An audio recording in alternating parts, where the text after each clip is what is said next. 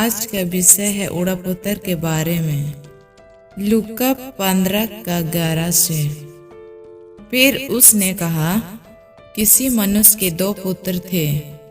उनमें से छोटे ने पिता से कहा कि हे पिता, संपत्ति में से जो भाग मेरा हो वो मुझे दीजिए। उसने उनको अपने संपत्ति बांट दी। और बहुत दिन ना बीती थी कि छोटे पुत्र सब कुछ इकट्ठा करके एक दूर देश को चला गया और वहाँ कुकर्म में अपनी संपत्ति उड़ा दी। जब वो सब कुछ खर्च कर चुका तो उस देश में बड़ा अकाल पड़ा और वो कंगाल हो गया।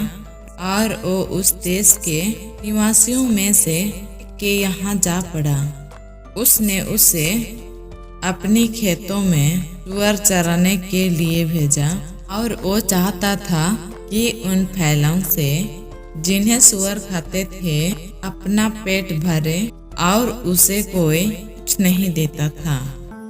जब वो अपने आप में आया तब कहने लगा कि मेरे पिता की कितने ही मजदूरों को भोजन से अधिक रोटी मिलता है और यहाँ मैं भूखा मर रहा हूँ। उठकर अपने पिता के पास जाऊँगा और उससे कहूँगा कि पिताजी, मैंने स्वर्ग के विरोध में और तेरे दृष्टि में पाप किया है।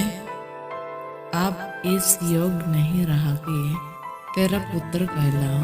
मुझे अपनी एक मजदूर की नाई रख ले। तब वो उठकर अपने पिता के पास चला। वो अभी दूर में ही था कि उसके पिता ने उसे देखकर तरस खाया और दौड़कर उसे गले लगाया और बहुत चूमा।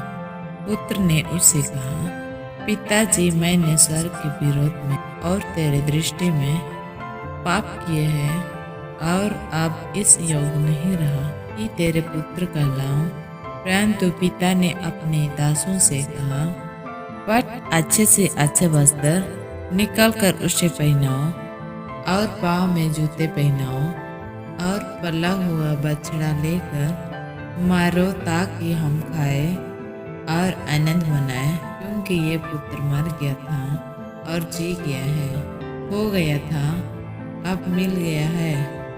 और वो आनंद करने लगे। परंतु उसका जेठा पुत्र खेत में था और जब वो आते हुए घर के निकट पहुंचा तो उसने गाने बजाने और नचने का शब्द सुनाई दिया। और उसने एक दास को बुलाकर पूछा, ये क्या हो रहा है? उसने उससे कहा, तेरा भाई आया है और तेरे पिता ने पाला हुआ बछड़ा कटवाया है, इसलिए कि उसे भला चंगा पाया है। ये सुनकर क्रोध से भर गया और भीतर जाना ना चाहा। तो उसका पिता बाहर आकर उसे मनाने लगा। उसने पिता को उत्तर दिया कि देख, मैं इतने वर्ष से तेरे सेवा कर रहा हूँ और कभी भी तेरे आज्ञा नहीं टली, तो भी एक बकरी का बछड़ा भी ना दिया कि मैं अपने मित्रों के साथ आनंद करता। परंतु जब तेरा ये पुत्र ने तेरी संपत्ति वेश्याओं में उड़ा दी है, या तो तूने उसके लिए पाला हुआ बछड़ा कटवाया। उसने उससे कहा, पुत्र, तो सर्वदा तू मेरे साथ है और जो कुछ मेरा है वो सब तेरा ही है। परंतु अब आनंद करना और गन होना चाहिए, क्योंकि तेरा भाई मर गया था फिर जी गया है, वो गया था अब मिल गया है। इस वचन से हम लोग सीखें, आप लोग जितने भी गुनाह में हैं, बूढ़ा पुत्र के समान प्रतिदिन राह देखता है। वो नहीं चाहता कि आप नष्ट हो जाए।